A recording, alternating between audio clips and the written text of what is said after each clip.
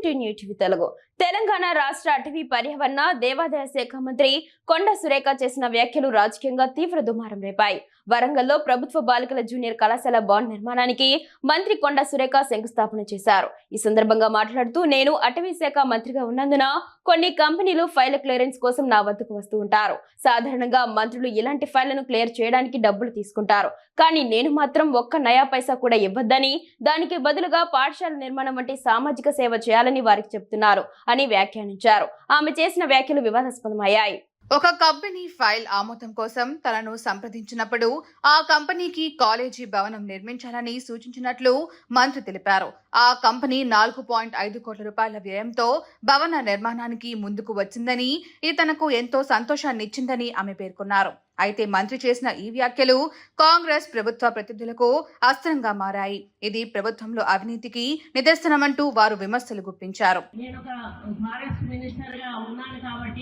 నా దగ్గరికి కొన్ని కంపెనీలవి క్లియరెన్స్ కోసం అని చెప్పి ఫైల్స్ వస్తూ ఉంటాయి.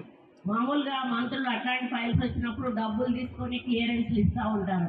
నేనన్నా, మాకు ఒక నయా పైసా మీరు ఇవ్వాల్సిన అవసరం లేదు, మీరు సమాజ సేవ చేయండి, మా స్కూల్ ఒకటి డెవలప్ చేయండి, మా పేరు మీద అది మీ పేరు గుర్తుండిపోతుంది అని చెప్పినప్పుడు వాళ్ళు, మేము పై వాళ్ళతో మాట్లాడాలి మేడం, మా చేతుల్లో లేదు అని సదానంద రెడ్డి. ఈ నేపథ్యంలో మంత్రి కొండా సురేఖ ఎక్స్ వేదికగా స్పందించారు. తన వ్యాఖ్యలను కొందరు పూర్తిగా వక్రీకరించారని ఆమె ఆరోపించారు.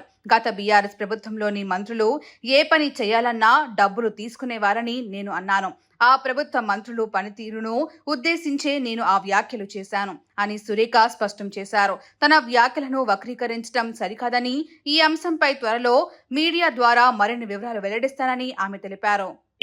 నేను ఒక చిన్న మాట, అది నేను జనరల్ గా వాడినటువంటి మాటలు దాన్ని కాంగ్రెస్ వాళ్ళకి ఆపాదిస్తున్నాను. నేను కాంగ్రెస్ మంత్రులు అనేటువంటి మాట ఎక్కడ కూడా మాట్లాడు, జనరల్ గా మంత్రులు అనేటువంటి మాట మాట్లాడినా.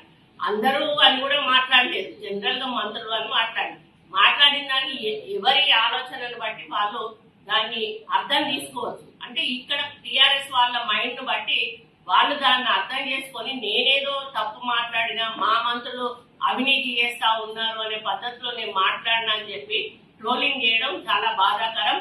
వెంటనే దాన్ని ఆపాల్సిన అవసరం ఉన్నది. లేకపోతే నేను సైబర్ క్రైమ్ వాళ్ళకి తప్పకుండా నేను కంప్లైంట్ ఇస్తాను.